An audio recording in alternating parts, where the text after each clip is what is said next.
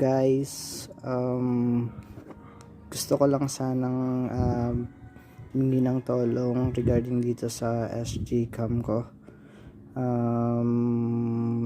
SJ6 Legend, 2018 version ata to. So ang problem niya, itong shutter button, naglolo ko, parang nagdo-double touch siya. Kung titignan mo,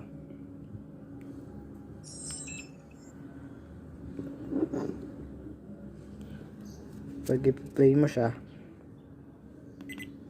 ayan, parang nag-ano siya, hindi siya basta-basta nag-replay, double shot.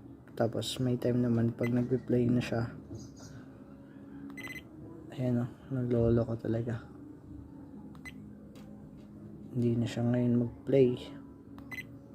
Kaminsan ayan, nag-play na siya, tapos pagka i-click mo para i-stop yung video, minsan nag-on, okay naman, ngayon okay siya.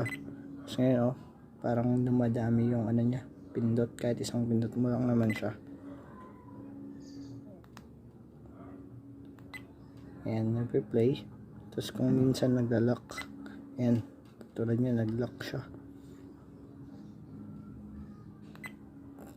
Pag nagla-lock din, hindi mo na delete yung video na yan. Yan, ilang pindot ko, hindi siya nagkagana. Ayan, kumana siya, pero maraming pindot, kahit isang pindutan lang naman siya.